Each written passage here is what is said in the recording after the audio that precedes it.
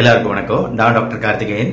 இன்னைக்கு நம்ம வீடியோல கண்கள் பத்தி பார்க்க போறோம். கண்கள்ல தூசி விழுந்துச்சுன்னா அதை எப்படி எடுக்கிறது அப்படிங்கிறது. ஆக நம்ம கண்களை பொறுத்த வரைக்கும் இந்த கருவிழி பகுதி மேல இருக்கக்கூடிய கார்னியா அது வந்து டேமேஜ் ஆகக்கூடாது. அப்புறம் இந்த வெள்ளை கலர்ல இந்த கருவிழிக்கு ரெண்டு பக்கமும் இருக்கிறது கன்ஜங்டிவான்னு சொல்லுவோம்.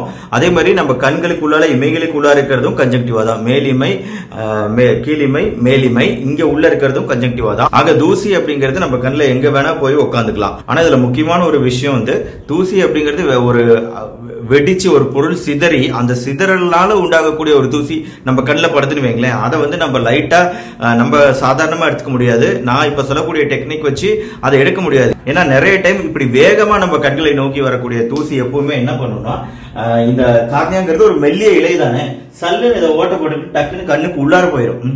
சோ அப்படி கண்ணுக்கு உள்ள போயிடுச்சுன்னா அது நம்மளால ஒண்ணும் பண்ண முடியாது. அதுக்கு வேற விதமான ட்ரீட்மெண்ட் கண்டக்டர் இதை கரெக்டா பண்ணி இதை டெஸ்ட் பண்ணி அதை சரி பண்ணி ஆகணும். பட் சாதாரண தூசிகள் இப்ப காத்து வேகமா அடிக்குது, சோ இந்த மாதிரி சிச்சுவேஷன்ல நம்ம கண்கள்ல வந்து தூசி வந்து படையுது இல்லையா, அந்த தூசிகள் எடுக்கிறத பத்தி தான் இன்னைக்கு நம்ம பேச போறோம். சோ ஃபர்ஸ்ட் இப்போ நம்ம கண்ணுல வந்து தூசி விழுந்துடுச்சுன்னா அந்த தூசியை எப்படி எடுக்கலாம் அப்படிங்கிறதுக்கான டிப்ஸ் சொல்றேன்.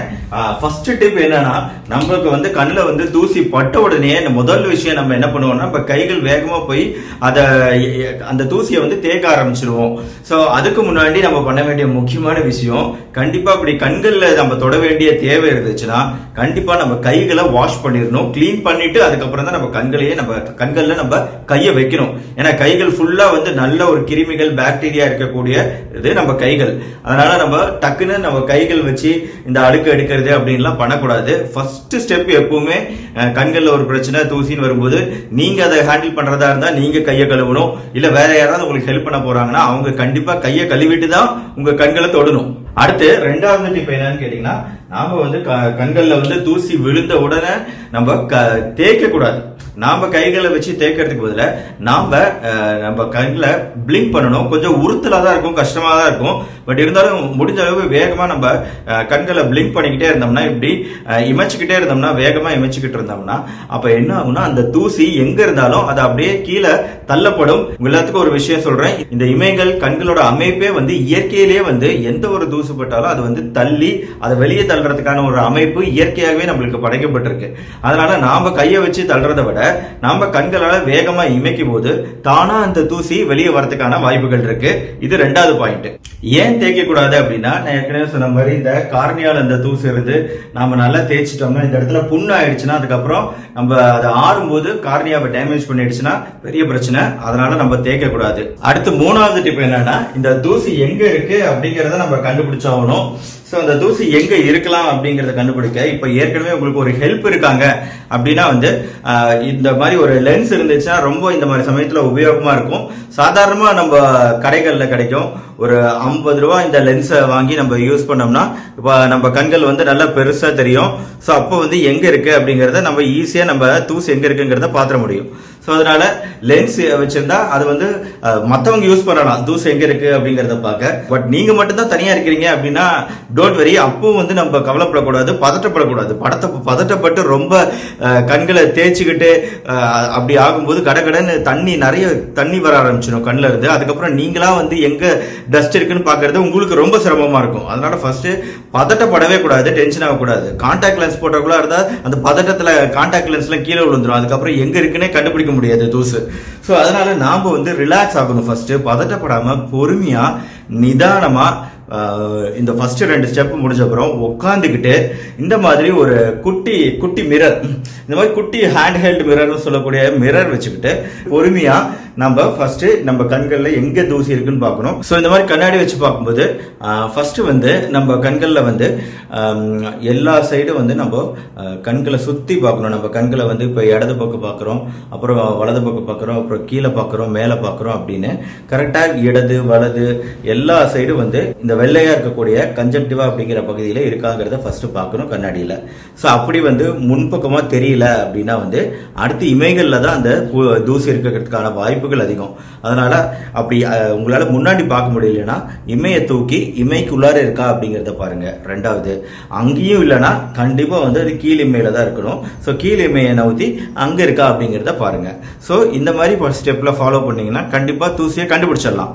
4வது விஷயம் என்ன பண்ணணும், நம்ம வந்து இந்த தூசியை கண்டுபிடிச்சிட்டோம், எங்க இருக்கு அப்படிங்கறத பார்த்துட்டோம் அப்படிங்கும் போது அடுத்து வந்து நம்ம யூஸ் பண்ணக்கூடிய விஷயங்கள் இந்த இயர்பட். காமனா ஒரு 10 ரூபா இது மெடிக்கல்ஸ்ல.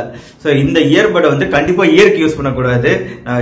எல்லா டாக்டருமே நம்ம இதை சொல்லுவோம். ஏன்னா வந்து இயர்ல வந்து சீலியா அப்படிங்கக்கூடிய சின்ன சின்ன முடிகள் இருக்கு. சோ இயர்ல நம்ம காதுல போய் அழுக்கு எடுக்கிறேன் அப்படின்னு சொல்லிட்டு நம்ம சுத்திட்டு இருக்கும்போது இப்படி அடிக்கடி இந்த இயர்பட் யூஸ் பண்ணோம்னா என்ன ஆகுதுன்னா காதுல இருக்கக்கூடிய முடிகள்ல டேமேஜ் ஆகி காதுல மீண்டும் மீண்டும் தொற்று ஏற்படுறதுக்கான வாய்ப்பு இருக்கிறதுனால இந்த இயர்பட்டை கட்டாயம் நம்ம காதுல கிளீன் பண்ண யூஸ் பண்ணக்கூடாது. ஆனா வேற ஒரு விஷயத்துக்கு இயர்பட்டை யூஸ் பண்ணலாம். அது இந்த கண்களுக்கு. சோ இந்த கண்கள்ல இந்த மாதிரி பிரச்சனை ஏற்படும் போது இந்த இயர்பட்டோட டிப்பு காட்டனை வந்து சுத்தமான தண்ணியில நனைச்சிட்டு அதுக்கப்புறமா வந்து ஒரு கையில வந்து கண்களை திறந்து வச்சுக்கிட்டு தூசு எங்க இருக்கோ அந்த இடத்துல திறந்து வச்சுக்கிட்டு இன்னொரு கைகளால ரோல் பண்ணி இப்படி இந்த இயர்பட்டை வச்சு ரோலிங் மோஷன் இப்படி போய் குத்தக்கூடாது. ரோலிங் மோஷன் பண்ணோம்னா கண்டிப்பா அந்த தூசு இந்த இயர்பட்ல ஒட்டிக்கும். அப்படி ஒட்டினதுக்கு அப்புறம் ஈஸியா வெளியே எடுத்துடலாம். சோ இந்த இயர்பட் இந்த சைடு தண்ணியில் நனைக்காதது, இது தண்ணியில் இப்ப நனைச்சிட்டு பண்ணும்போது ஈஸியா இப்படி ரோல் பண்றவங்க அதை மட்டும் ஞாபகம் வச்சுக்கோங்க. எடுக்கும்போது போய் நேரா போய் குத்திடாதீங்க. சோ அந்த மூவ்மெண்ட் ஃபாலோ பண்ணி ஈஸியா நம்ம அழுக்க எடுத்துடலாம். நம்ம கிட்ட இந்த இயர்பட் இல்லைன்னா கூட பிரச்சனை இல்லைங்க. இன்னொரு டெக்னிக் இருக்குது. நம்ம வந்து என்ன பண்ணலாம்னா இது இப்ப மேல் இமைய இருக்கு பாத்தீங்களா, இது மேல் இமைய கீழே தள்ளிக்கிட்டு இந்த பக்கமா இந்த பக்கமா அப்புறம் நல்லா பிளிங்க் பண்ணணும், நல்லா இமைக்கணும். அப்படி இமைக்கும் போது என்ன ஆகும்னா எந்த பக்கம் அந்த புழுதி தூசு இருந்தாலும் அது நம்ம கண்களோட கீழ்ப்பகுதிக்கு வந்துடும். முக்கியமா கீழ் இமைக்கிட்ட வந்துடும். சோ அந்த மாதிரி வந்ததுக்கு அப்புறம் நம்ம தண்ணீரால கண்களை நல்லா கழுவிக்கிட்டே இருக்கணும். சுத்தமான தண்ணீரால கண்களை கழுவிக்கிட்டே இருக்கிறோம். 5-10 நிமிஷம் கழுவிக்கிட்டே இருந்தா போதும், ஆட்டோமேட்டிக்கா அது வெளியே வந்துடும். 5வது விஷயம், இந்த தூசை வெளியே எடுத்ததுக்கு அப்புறமும் கண்ணுல வந்து ஒரு இரிட்டேஷன் இருந்துகிட்டே இருக்கும். சோ அந்த மாதிரி இரிட்டேஷன் அந்த மாதிரி உறுத்தல் இருக்குன்னா அப்ப வந்து நம்ம கண்களை கழுவினாலே போதும். ஒரு 5 நிமிஷம் கண்களை தண்ணீரால கழுவினாலே, சுத்தமான தண்ணீரால கழுவினாலே அந்த உறுத்தல் குறைஞ்சிடும். ஆனா ஒரு விஷயம், சில சமயம் கண்கள்ல படக்கூடிய தூசு அப்படிங்கிறது மிளகாத்தூளா இருக்கும், இல்லைன்னா வந்து பெப்பர் மிளகுத்தூள் இந்த மாதிரி விஷயங்கள், காரமான விஷயங்கள் நம்ம கண்கள்ல தெரியாம பட்டுருச்சுன்னா அப்போ வந்து கண்களை கட்டாயம் தேக்க கூடாது. இன்னொன்னு நம்ம கைகள்லயும் அந்த மிளகா ஒட்டி இருக்கும். சோ அதனால அந்த சமயத்துல வந்து நம்ம தண்ணீரால கழுவக்கூடாது. தண்ணீருக்கு பதிலாக நம்ம பால் யூஸ் பண்ணலாம். சோ அப்படி பால் யூஸ் பண்ணும்போது ஃபர்ஸ்ட் நம்ம கைகள்லயும் அந்த மிளகாத்தூளோ இல்ல மிளகுத்தூளோ பட்டிருக்கும். அதனால ஃபர்ஸ்ட் பாலால நம்ம கையை கழுவிட்டு அதுக்கப்புறம் பால் மூலமா நம்ம கண்களை கழுவினோம்னா அந்த பால்ல இருக்கக்கூடிய அசிடிக் கண்டென்ட் வந்து இந்த பெப்பர் மிளகால இருக்கக்கூடிய காரமான விஷயத்தை நியூட்ரல் பண்ணிடும். சோ அதனால அப்போ வந்து எரிச்சல் இருக்காது. சோ இந்த மாதிரி மிளகு போன்ற விஷயங்கள் கண்ணில் படும்போது பால் யூஸ் பண்ணுங்க. கடைசியா எல்லார் வீட்லயும் இப்ப குழந்தைங்க இருக்கிறாங்க, ஏதாவது பொழுதி படுது, அப்ப வந்து டென்ஷன் ஆகாம எப்பவுமே கையில கண்களை கிளீன் பண்றதுக்காக வேண்டியாவது இன்னும் சில யூஸ்களும் இருக்கும். வேற வீடியோல சொல்றேன்.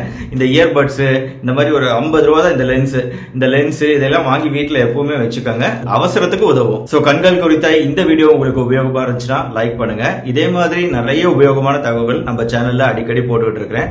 சோ நம்ம சேனல் டாக்டர் கார்த்திகேயன் மறக்காம சப்ஸ்கிரைப் பண்ணுங்க. அந்த பெல் பட்டன் கிளிக் பண்ணீங்கன்னா அடுத்தடுத்த வீடியோஸ் பார்க்கறதுக்கு உங்களுக்கு வசதியா இருக்கும். மறுபடியும் அடுத்த வீடியோல மீட் பண்ணுவோம். Until then, goodbye from doctor Karthikeyan. நன்றி, வணக்கம்.